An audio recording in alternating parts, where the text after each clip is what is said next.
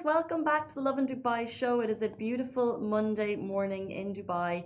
We spoke about how the country is still recovering from last Tuesday's historical storm, what the government is doing, what doggy daycare centres are doing, and we spoke about the Emirates apology. And so after a long week, I am back. So don't forget to subscribe to the Lovin Dubai show podcast wherever you get your podcasts from. And don't forget, as always, to enjoy the show.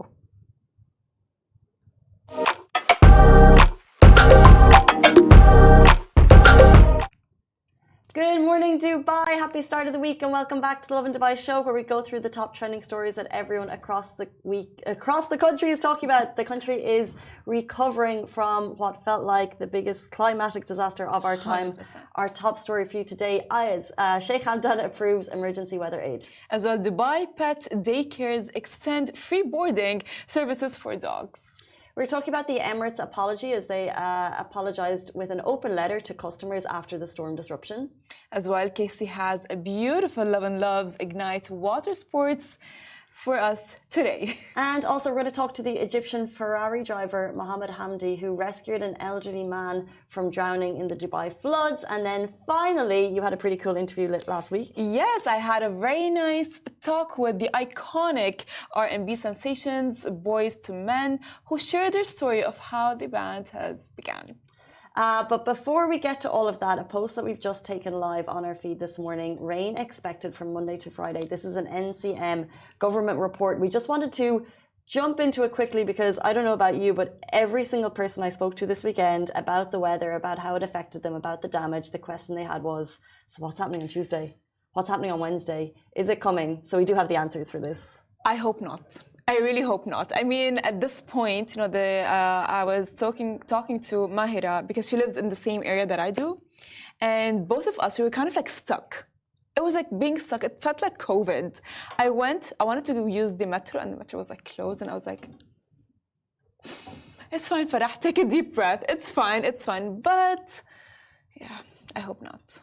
I really hope not. Yeah. Good news on that front. Okay. There is rain coming, but it's expected to be light. So light to moderate rains over some regions of the country. So this is an NCM government report. It's not directly related to Dubai. It's directed to the country as a whole. So on Monday, there's a light chance of rain. On Tuesday again, which is interesting because last week it was reported that we'd have heavy rains on Tuesday evening. Here it says on Tuesday the potential for rain increases with light to moderate showers expected, particularly over eastern areas of the country. So we will see rain. The only concern is if it hits areas that are still flood damaged, because we know the majority of Dubai is moving. We thank the services for making that happen. A lot of the roads are back up and running, but some are still affected. So we just don't want to see a heavy rainfall in areas where are still affected from last Tuesday's storm. 100%, because yes, it rained, but it was storm at this point. It was like the roads were flooded. Everything was kind of like messed up. I've seen even trees fall down, and I'm like, my God, it was that actually much of a big deal. So I'm just like hoping it's actually light.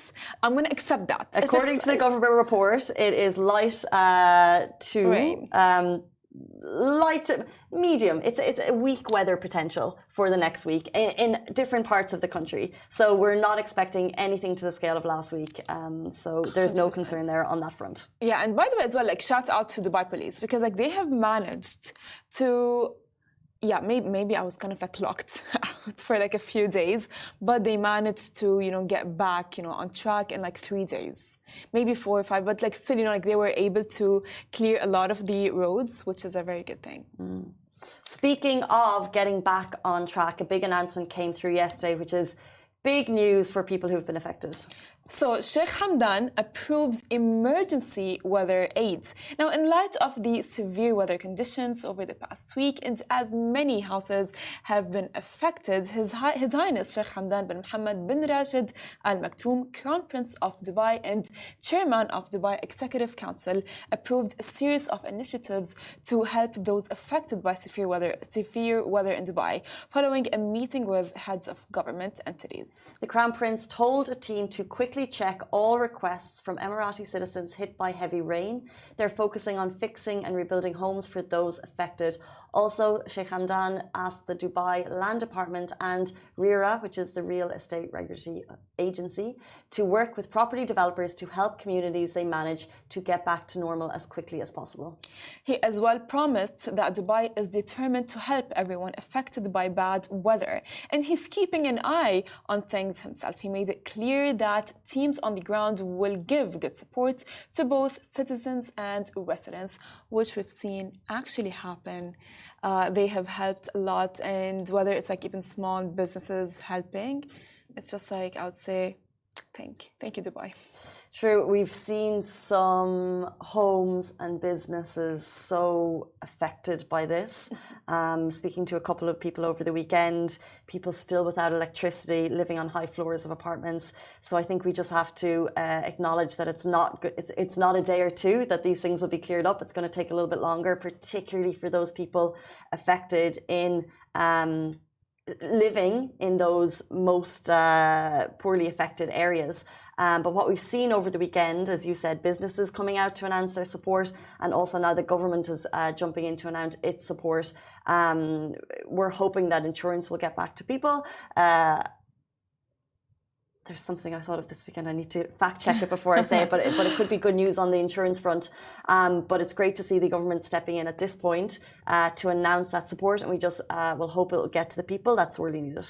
It will for sure get to the people. We know what I think we've mentioned it on the show earlier when it was via Zoom, as I was doing it via at my house, is that they have cleared the big roads initially before anything else, and then of course, it will get, takes time. It will take time, what I mean? I mean, we've seen the storm. It's like, it was like one of the biggest storms, as we've said, since 1949.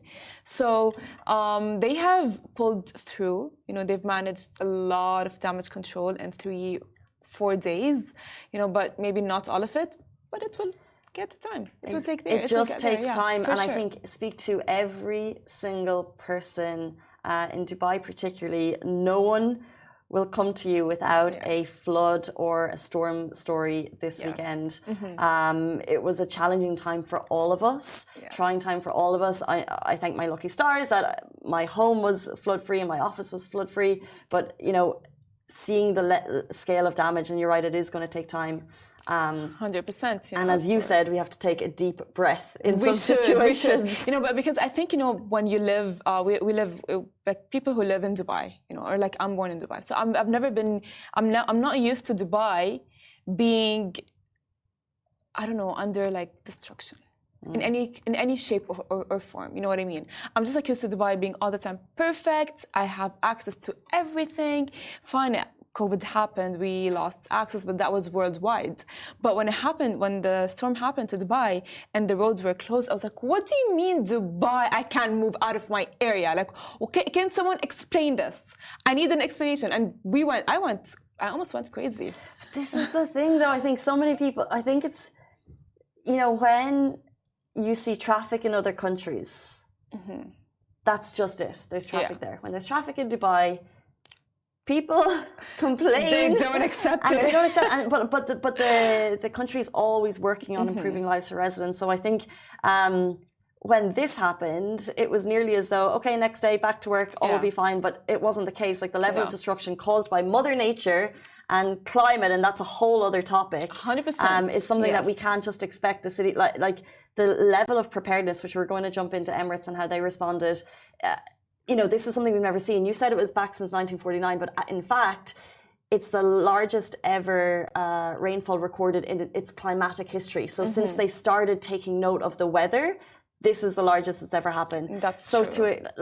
We have to take a breather for the authorities and just respect the fact that no one has ever seen something on this scale.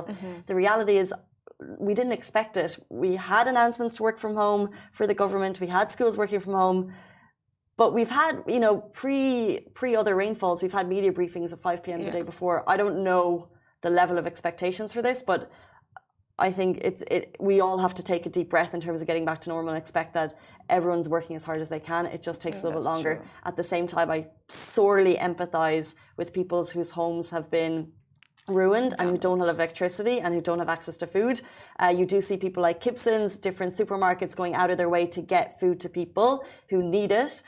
So if you are in one of those homes and you're watching right now, a pack of food is a small thing, but it may actually mean a lot to you. And there are support groups out there to help you at this point. So just to be aware of that. 100%. And nothing, by the way, there is a misconception like, oh my God, this is cloud seeding. I've mentioned before, it's not. So. It's not. Let's jump into our next story. Emirates apologized in an open letter to customers after the storm disruption. So the CEO of Emirates, Sir Tim Clark, issued an open letter to customers this weekend, acknowledging that this week has been one of the toughest for Emirates operationally yet. He described the length and breadth of the crisis, the scale of the disruption, and acknowledged that there are ways Emirates can improve. He as well said, we take our commitment to our customers very seriously, and we have taken learnings from the last few days to make things right and improve our processes. And while some accepted the apology, others, disgruntled, still seeking lost luggage, are expressing frustration in the comments. And in doing so, Emirates is actually jumping into the comments and giving them solutions, which I think is great to see. Community management and responding to your public this time is so important. I feel there's no right answer because cabin crew, airport operations teams could not get to work. I know that they tried their best, and in some cases, like your sister, that they did. But operations were going to be slowed because the operations team couldn't get there. And then you had people expecting to travel, but the teams weren't there to manage it. And how can you this is why I don't work in operations. Even if you can't, unless you've got a massive bulk of staff living at the airport, then how could this have been done better? Like, I know there's a lot of people complaining. I know, like, especially if you have medication in your bags and you're traveling with elder people, you're traveling with children. This was been a horrifying, really difficult situation to deal with. Yeah. But at the same time, I don't know. But like, this is why I don't work in crisis management, but how could it be better? The thing is, I don't know how it could be better, but I think, like in times of crisis, as an individual, it's very hard to empathize with people who work, as you've mentioned, in operations and things like that. Because like all that you can think of is yourself. All of that you can think of is, oh my God, my things are lost. There are very important medication that is packed and so on and on. And God knows what issues that they have. My bag is lost, I can't find my bag and all these things. It's hard to think like, oh my God, but it took so long for the cabin crew to reach. It took so long for the team to handle, to get to work, to do their job that they are meant to do. And I've seen, by the way, several videos on TikTok where cabin crew were really struggling to actually pass to the airport and to get to their job because like the buses are not, they were not there, you know what I mean? It's like, they go through accommodation and so on. And I mean, I have seen the floods. The floods were insane around the airport because I live nearby. And in Garhoud, technically, as I've mentioned at the beginning of the show, Mahira as well lived in Garhoud. And it was insane. It was not even like the normal, I would say, flood because maybe we live closer to Sharjah. Garhoud's closer to Sharjah, and it was a lot. And I've showed you, like the video of cabin crew, like walking with their shoes in the flood, and someone like having like things on their head because it's raining, and the thunder was there as well. So I feel like, maybe we should just like maybe take a deep breath. Exactly, take a deep breath and maybe just like feel like because like they are as well stuck, just like how you are stuck. They're stuck in their own way. We're all stuck. Everyone, they're just like on a different, I would say, font. But I think that lessons will be learned, I'm sure. Yeah. But interesting to see a lot of response. So someone saying to all those spreading hate, ever heard of a little thing called a natural disaster? That's true. Someone said not acceptable. This is simply, this is not simple. You don't have staff to rebook for passengers. Someone said we learn, we implement, we get better. It's something beyond our control. It's a natural storm and nothing ever. We have never seen anything like this, and we'll learn from it. I'm sure that the UAE, Emirates, and everyone here is taking what happened as a valuable lesson. And I think that's from Nashit on Instagram, and that's kind of where I stand on it, that it wasn't ideal for anyone. In fact, to go further than that, it was a difficult situation for a lot of people, but it was never seen before. And, you know, Emirates is the top airline in the world. Like, we love getting on an Emirates flight, and you know, we know that they'll learn from this. For sure. I think honestly the best thing that they could have done is cancel all flights. You know, because like it wouldn't be fair for the crew or the pilot or anyone working to get through to do their job while it's like I mean, literally, I saw a TikTok as well of Emirates cabin crew. She was like, I missed my e-gate, and now I'm counted as absent when I couldn't find the taxi because taxis were not there. I couldn't go by metro, and the bus couldn't come to. It's like, fine, like if she had, like, none of the options worked for her to get to work. So how is it her fault that the natural disaster happened and she couldn't get to work, and now she is counted as absent and she has like a black point? How is that fair? Yeah, I'm not sure about like the inner workings of Emirates and that. I don't know. Maybe it was like a logistical thing, and maybe they'll be able to change that post. Yeah, for sure. Yeah, I've just looked at the comments. You know, people at the airport's a long time, but now we know. I think there's still some luggage at the airport. We know that for sure. But operations are back up and running, and the airlines are back up and running. So at least at this point, people are able to get where they need to be. We're going to jump into our next story. This is quite a nice one for dogs affected by the story. This is actually very cute and very close to my heart because I love pets. So Dubai pet daycares extend free boarding services for dogs affected by rain damage. You know, it's easy to overlook the well-being of our fur companions. While heartwarming videos of kittens being rescued circulated, it's essential to remember that many pets were also affected by the adverse weather conditions. Fortunately, several pet daycares have stepped up to offer assistance and support to pets in need as well. Like, for example, Petsville is offering dog owners free boarding in their DIP branch until, you know, the homes are fixed. That's really sweet. Brownie Pet Shop would also like to help out the families by offering complimentary boarding for dogs, birds, and fish. As well, Mike's Veterinary Clinic is offering free consultations for stray cats that were affected by the storm. This is really amazing. Spot Daycare Centre is also welcoming dogs whose homes have been impacted. They're offering free daycare and boarding. So if you're sitting at home and you've got kids and an animal and you're not sure, I think it's such an amazing act for the doggy daycare centres to be stepping up and saying, look, we've got space. You've seen this across the board. Some people are talking about hotel prices going up, which did happen in some cases. In other cases, we're seeing deals on hotels being offered for 7-day deals to get people in. So it's a mixed bag of how people are responding, but I think humanity has won out in this case in terms of community jumping in, stepping in. I know there's a lot of WhatsApp groups of people just being like, look, we can help. Where are you? Let us know. I've got a big car. What do you need? Can we get food to you? So if you are sitting at home and you're looking for support, I would, you know, even message us now and we'll see if we can connect you with the right people. I think that's the most important thing.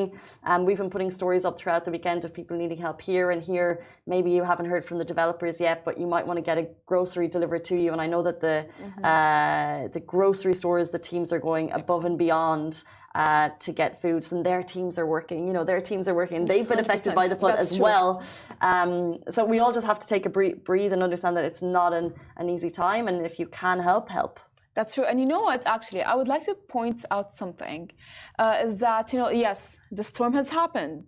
Yes, it has caused a lot of damage. That is true. But why are we not looking at the positive aspect of it? Because like it has shown us that, you know what, humanity is still there. It has shown us that people will stand for people in times of need. It has shown us a lot of positive things. So it's just because, like, I don't know, it's like, why are we looking at the negative aspect of it? You know, like I've seen this video of like the kitten, you know, like grasping on the car, and you know the Dubai police helping the kitten. I was like, that is the most heartwarming video ever. It is. I mean, because I don't know, I love animals, and I just like it. I feel like it's very cute how they are actually handling it, you know, as well. Like a lot of dogs from shelter were being transported to somewhere else because like the shelter was flooded. So it's just like cute initiatives that are around there. Yes. Very quickly, let's jump into Love and Love. So this is a segment we do every week, and it's to highlight all of the things that Farah and I basically check out at the weekend that we enjoy doing.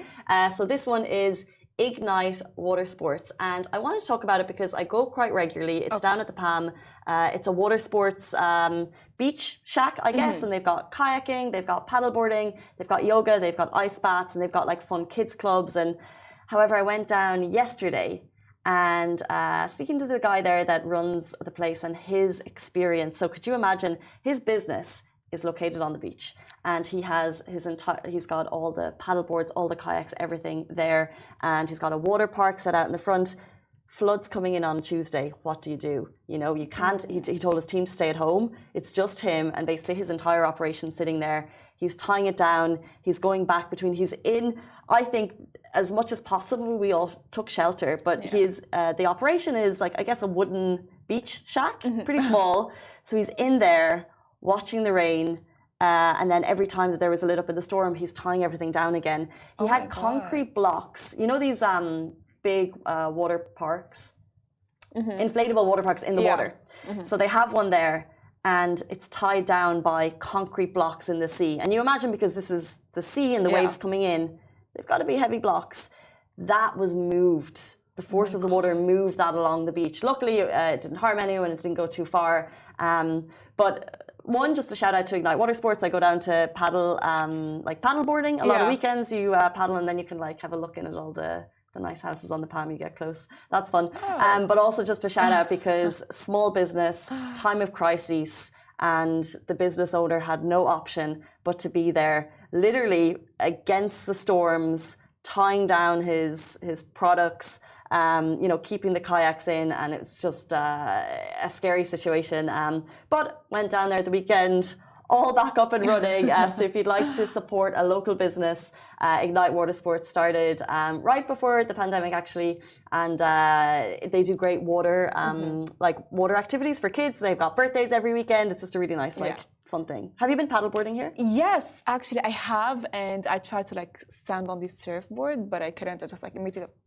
No way. Like that. Yeah, I'm like, it's really fun. It's really nice. But you know what? I love water sports. I enjoy them so much because like you can get like a glimpse of like both, like the experience of the beach while practicing a sport that is very fun. I like it. I really do. It's super cool. But paddleboarding was not for me. I mean, at the end of the day, I would just like maybe lay down on the paddleboard, and I'd be like. Oh, it depends on the day. Like some day we'll go out to another beach and have a sit down. Another day we'll just lie and get a tan. It's all good. 9:54. This brings us to our guest. Mohaamed Hamdi was, like the rest of us, affected by the storm. However, he jumped in and rescued someone from a car. We're going to get his story after this very short break, so stay tuned.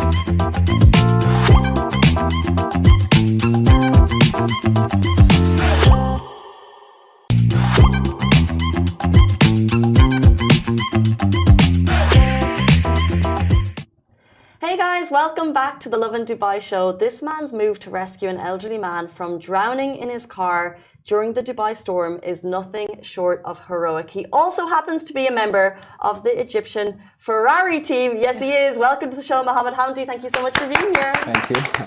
It's a pleasure. Thank you. Thank you for having me. We're excited to have you. Yeah, I am. I'm very excited because it has been, I would say insane over the past weeks. But I would like to ask you if you can just your heroic act has gone viral all over social media. If you can tell us what happened and how it happened and give us just a bit of detail. All right. So basically, I was taking my family home to the airport and dropped them off. And going back home, I had a big car. It was a Nissan Patrol, and this car actually really saved me that day. I was passing through huge pile of water like everyone else did, and I saw a man who his name is Abdul Rasul, and he was just stuck in his car, and he was frightened and a little bit shocked and a little bit in pause. He was just paused, like the water was inside his car and he was just sitting there in his car. Everyone was passing next to him, and I was like, I've got to do something about it. Why isn't anyone stopping? And so I parked my car. I walked to the other side of the road, and I was like, hey, what's up? What? You're just gonna sit in the car? What's up? And he was like, he didn't even reply.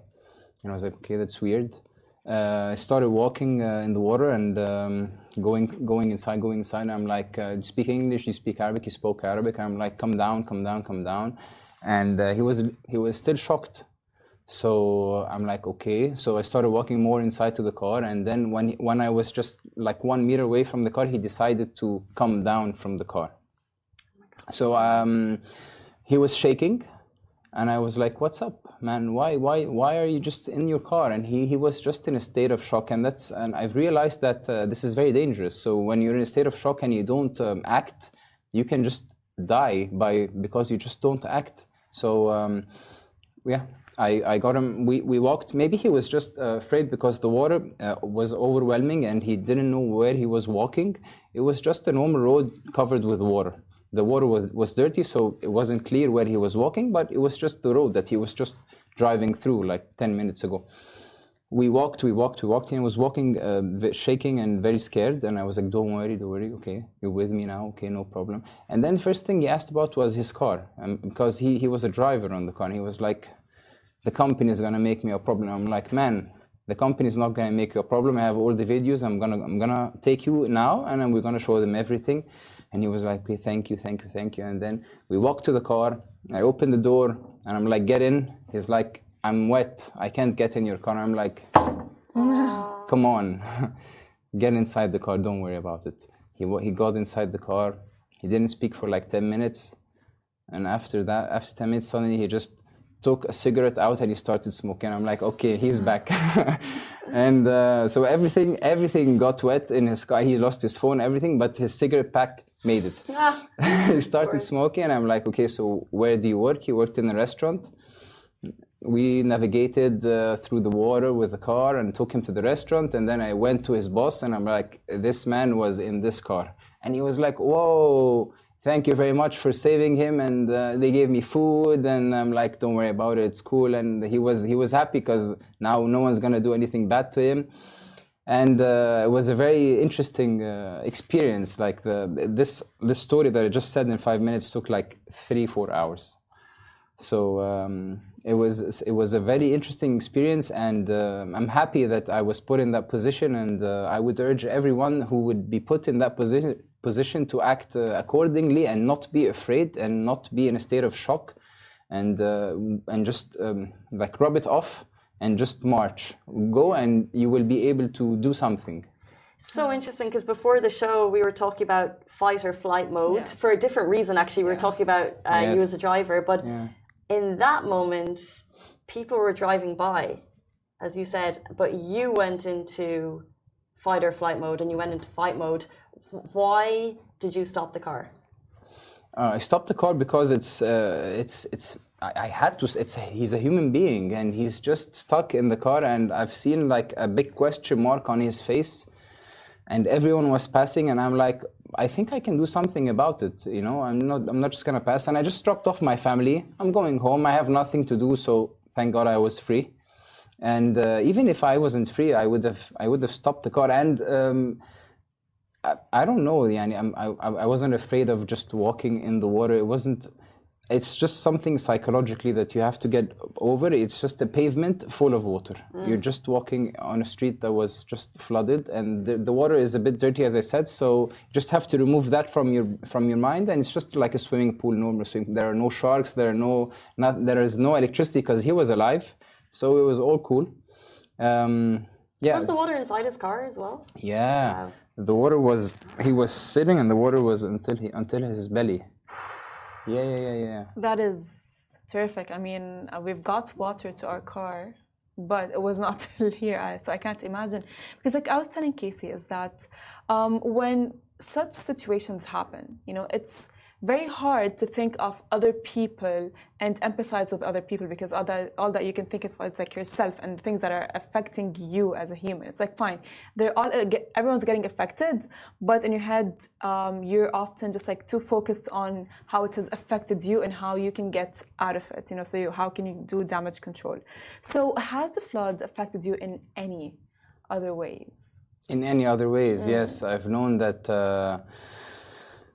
Oh my God! Things can turn in 1 second, and everything that seems to be under control can end up not being under control in 1 second. And you have to be prepared. You have to be prepared physically, mentally, with your family, with your work, with yourself as a person, with all your life aspects. Because life is very good and is very nice, but it can also flip in 1 second. And if you're not ready, something bad, hopefully not, might happen. I'm just thinking, you told us the story, it took 3 or 4 hours, but at what time of the day did you find the man? Because those 3 or 4 hours in Dubai were probably the scariest in our history in terms of climate. So what was it like for you trying to help someone, but also dealing with that? And then, when you got to the business, the fact that they were open is actually quite a surprise as well. Yes, yeah. The restaurant is in Deira. So I got him at so there was apparently a first wave and there was a second wave. So what I remember is that I dropped him off before the second wave, which started at 6 p.m. So let's say I dropped him off at 4 and I left the restaurant at 5. So I found him at like 1 or 2 p.m. right next to the airport. Thank God I dropped him off before the second wave, because the second wave was very, very, very scary. I was in my car alone, and I saw my hotel right there, and I just couldn't go through because of the amount of water that was on the ground and the people that were stuck, and the amount of rain pouring. It was so scary. It was really, and the sky was very dark and gloomy. Yeah. It was not something that anyone would like to see, but thank God it was dealt with. Everything went smooth after, but it was like a wake-up call. Wow. I mean, yeah, because we've all experienced it as well. I would like to ask is that you mentioned that someone needs to be physically and mentally prepared for such crisis. Yeah. And of course, clearly, you were physically and mentally prepared to have the capacity to think like, oh my God, I need to help someone else. Because like in that point, if I am in your position, I would be thinking like, oh my God, I just want to reach home safe, and I wouldn't think of saving someone else. So would you say the fact that you are actually a fast car driver, a Ferrari car driver, to be more specific, because you're all the time in the adrenaline, so on and so, would you say that kind of like maybe kind of like mentally trained you to be like aware of everything around as well? I think it's a couple of things, not just one thing. Of course, first of all, me being a driver, you're trained to take split-second decisions, because you're basically driving minimum. When I'm driving, it's minimum 200 kilometers per hour, and that's like your cruising speed. That's like your average speed, and you have to manage through cars. You're listening, you're talking to someone, you're looking at your gauges to fuel, tire pressure, and how many laps, how many turns. You're doing a lot of calculations while you're driving fast. So that's one of the things. The other thing is when you're in a nice country, and when you're in a comforting country and a loving country, and the country that you love, a country that you come to a lot with your family and enjoy, you when you feel embraced, you can give back. Okay, when you feel loved, you can give love. So So it's like Dubai is like my second country. So it was just as if he was like right next to my house. So I just gave him a hand. That's the second thing. The third thing is my origins as an Egyptian. I think any Egyptian would have done the same. We have this in our blood. We always manage to just, when a time of crisis comes, we just march and we don't look back. Amazing. And actually, whenever we speak about Egypt, we have to give a shout out to our sister page, Lovin Cairo. They have an amazing team there, and they were so happy to share this story, of course, because you know, Egyptian and proud, and this is a really special story for them to be able to share as well, for the heroic action that you took that saved a life. But I have to, just before you leave us, I'd love to just get a bit of background. So you drive Ferrari for the Egyptian team. So I drive Ferrari for the name of my country, Egypt, but there isn't something called the Ferrari Egyptian team. So basically, I'm the first Egyptian Ferrari driver driving for Ferrari Challenge Europe, which is a Ferrari challenge by Ferrari. I started racing when I was 12. I became the karting champion of my country, and then I moved to Formula 3 in Bahrain. I've had a pause or a drawback for 10 years because of my father's death. And then I came back in 2021 and started the season with Ferrari 23 and looking forward for my 24 season, my second season with them. They're a great team. The car is great, and actually they are changing the car this year. We're going to the 296. We were racing the 488, which is a little bit different. The other one is a little bit faster and brakes are more improved. So shout out to everyone, actually. Lovin Cairo, Dubai, Ferrari, Egypt, and everyone. Well, I was telling Katie that, you know what, a lot of people are actually looking at the storm from a negative aspect. But we forget, I feel like the storm has taught every single one of us a lesson. Yeah. What is one lesson would you say that the storm has taught you that you have not learned before? And that you would like to share with the audience as well? Don't think you're gonna live forever, because you're not gonna live forever. Yeah. One day, 1 second, you don't know when it's gonna come, and you won't be here. And everyone who was in Dubai on that day saw that with their eyes. This is true. And this is something you can't explain. Yani, if you live it, and you know what you've seen. That's true. Very strong. Thank you so much, Hamdi, for giving us your time this morning. We should also probably shout out Nissan Patrol, because I feel like... Yes, of course, Nissan Patrol. This car really saved my life. Yes, really? And I've said it. Shout out to Nissan Patrol 1,000 times. This car really saved my life, yes. We've seen wild videos of all the cars getting stuck and then patrols just swimming through the floods. That's true. And a beautiful story from something that was so challenging for so many. And I'm sure that driver is forever in your debt. So as we said, your heroic action saved his life. So thank you so much for joining us on the show this morning. Thank you for having me. It's such a pleasure. Thank you. And best of luck with the next season. Thank you. Guys, next up, Farah got to sit down with Boyz II Men. Yes, I got to sit down with the iconic R&B sensation Boyz II Men, who, by the way, shared as well the story of how they began and how it started all the way from back in high school. And they still are friends, and the band is still going on strong. So if you guys would like to listen to their iconic music, that is, they have their own music, and they just like did not really follow any trends and so on with the pop culture that is happening today. So they sat down with me and we talked all about it. So don't forget to tune in for the interview, and as well they are set to perform on the 28th of April at Coca-Cola Arena. So don't forget as well to hurry up and get your tickets to witness it all. Enjoy the show.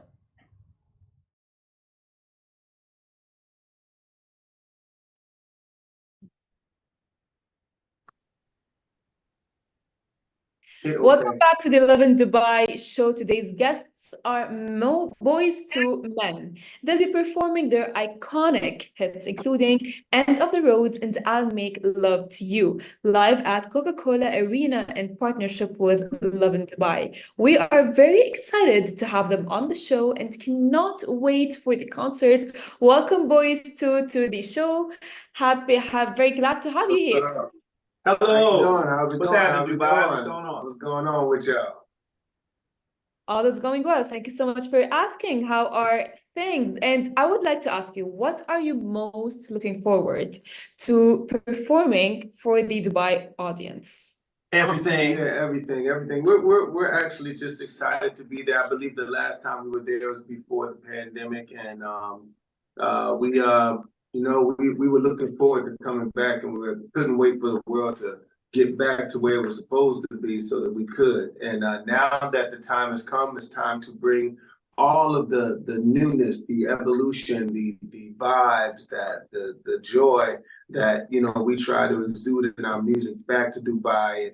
And we want everybody to come out and just rock with us, because it's going to be probably a moment filled of time travel, an hour and something filled of time travel and good music. And that's why we want to just have the best time ever. And we want everybody to have the best time with us.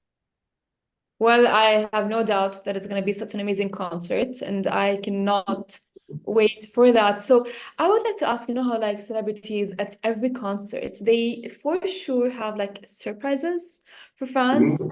So would you say, can fans expect surprises at your Dubai concert? I think the surprises come with not just what we do, but how the energy makes us feel.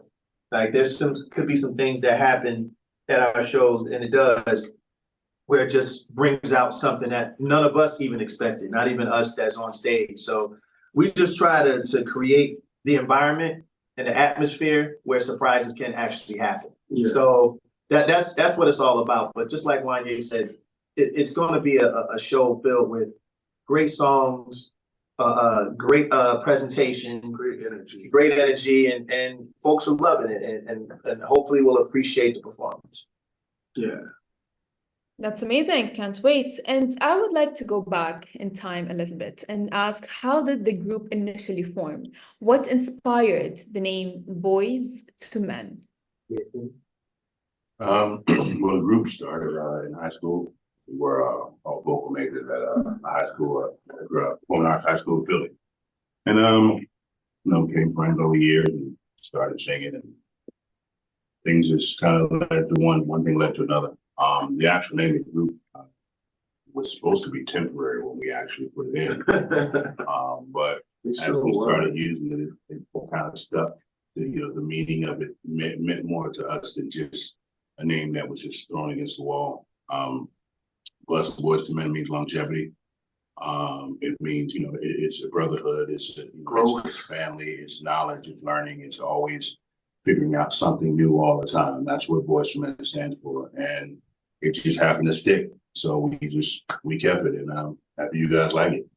Yeah, we've been actually doing exactly everything that the name embodies throughout our career. We've been growing every minute, through the ups and the downs, the lefts, the rights, the unders and throughs. We've just been continuously trying to represent that name, Boyz II Men. I mean, it's beautiful seeing how you guys started out in high school, but can you share some memorable moments from your early days as a group? You got time?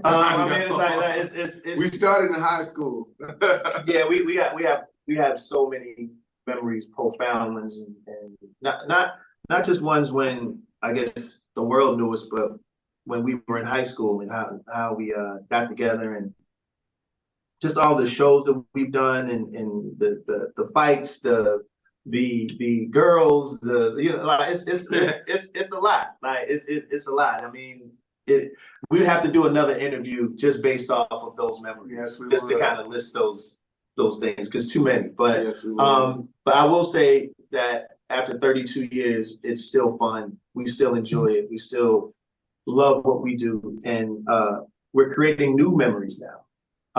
Being older, we appreciate our position even more, I think so now than we did when we first started, because we understood how hard it was to maintain the level of success that we've managed to maintain. There's a lot of hills and valleys and all those other things, but we still managed to keep it tight. So it's all about the new memories now.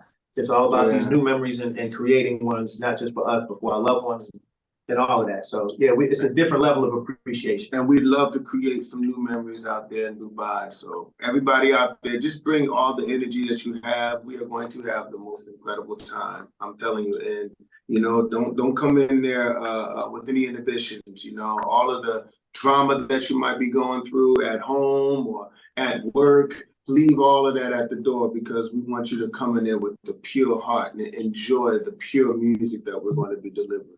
Word up. Thank you. Now, speaking of your music, at a time where like pop music keeps on, I would say, go through evolution in a way. So, but what keeps you inspired to perform your classic hits after all these years?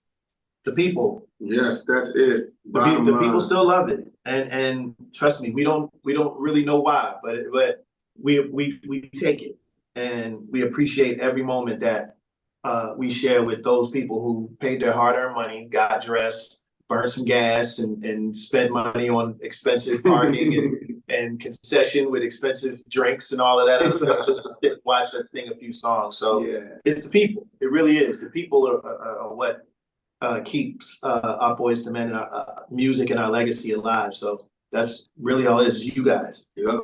You keep Boyz II Men. That's beautiful. So we are aware of your collaboration with Mariah Carey. So how did the collaboration with Mariah Carey on Mariah Carey they come about? If you can just maybe give us an insight about that. I got you. It was a situation where we actually the president of Sony Records at the time, which was Mariah Carey's husband, was really felt like it would be a good idea for Boyz II Men and Mariah Carey to get together and do a song. And, you know, we being on tour, it was kind of like hard to get around to doing it. But the schedule kind of permitted it, and we all ended up in the studio and we wrote the song. We didn't have a relationship at the time. It was just, you know, two artists writing music together and singing a song, which with the hope that it will be a beautiful record and people would love it. But as we started recording and hanging out a little bit, relationships built, and the song turned out even more special than we would have even expected, just simply because we created a camaraderie and we started to connect as far as our creativity is concerned. And I mean, it was amazing. I think it was really amazing because Nate had written a part to a song that he was potentially writing for, you know, Boyz II Men. And when the song started being produced, it was amazing how the song that he was writing actually went perfectly with the song that we actually started to write and produce with Mariah Carey.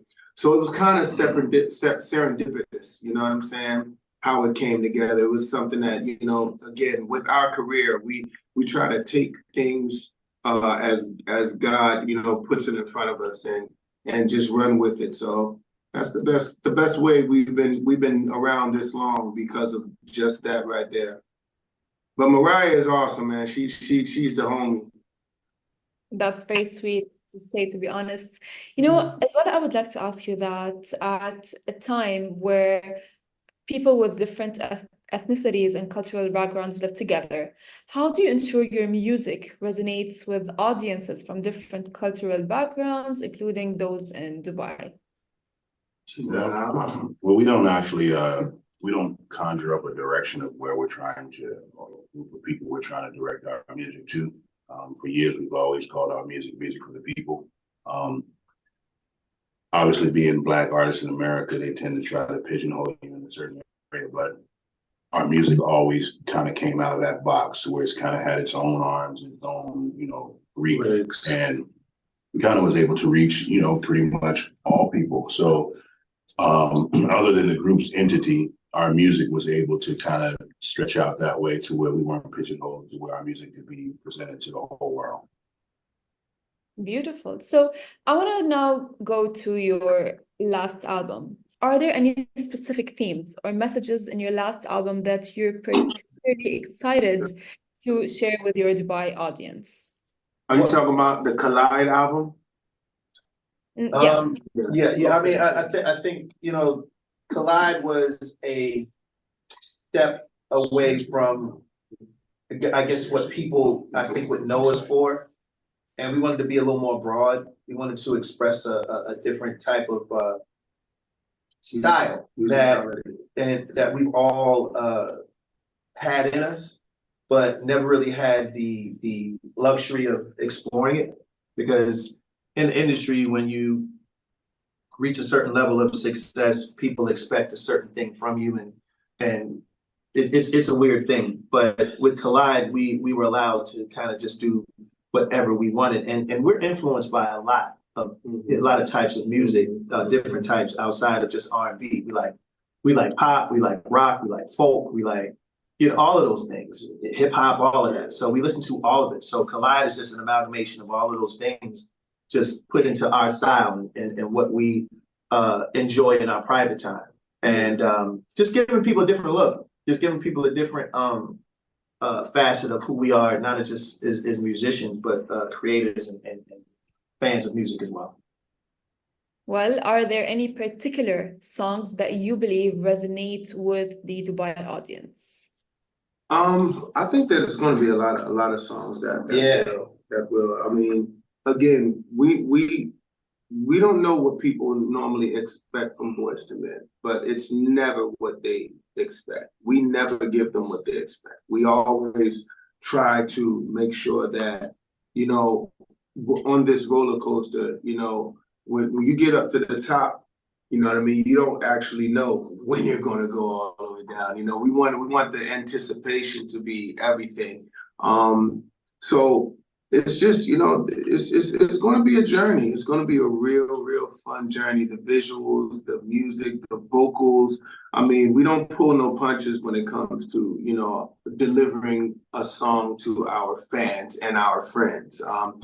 We feel like if you bought a ticket, you bought a ticket for a reason, and we're not trying to be have you walk away from the show feeling like, oh, what the hell was that? You know what I'm saying? Or, oh man, they didn't sing, or they, you know what I mean? We're not the type of group that don't care. You know, we care very much how people feel when they leave a Boyz II Men concert. It actually looms on our minds the whole night, wondering how they took the concert until we see the posts and things like that. So, you know, it's going to be incredible. I'm excited, and I know that my fellas are excited as well.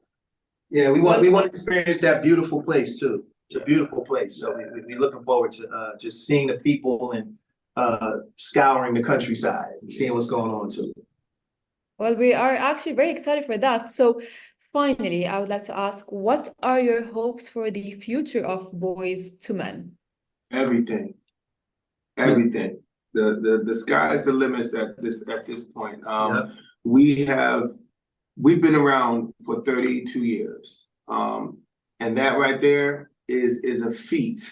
It's basically something that does not happen, especially for groups of our generation. You know, a lot of the groups that came up with us, they're not doing it to this level. You know what I mean?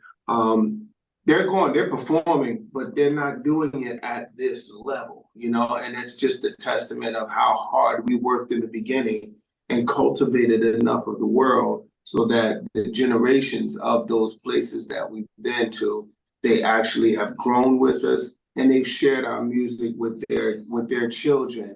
And it's just an amazing thing to know that 32 years later, we can still actually be here in London, and on 2 sold-out shows in London, and on our way to Dubai to, you know, rock out for the people out there. we just want to get everybody out there, get those seats filled up, because when I look out in the audience, I don't want to see an empty space. You know what I mean? And neither do my fellas. We don't want to look out there and be like, oh, okay, I wish we would have sold out the left, the left 3 seats over there. We want every seat filled. That's really specific. It is. That is actually well. We've reached the end of our interview. Thank you so much for being here. Thanks so much. And thank you to all of our audience as well, you guys. Thanks once again to Boyz, to Men Group. Don't forget to catch them at Coca-Cola Arena to watch them perform. Oh, Goodbye. Yay, we got balloons. Thank you so much. Thank you so much. Darling. Appreciate it. We'll see you at the Yeah. show. Thank you so much. Thank you. You should watch it live, hopefully. Beautiful. Much love. Thank you, darling. Thank you.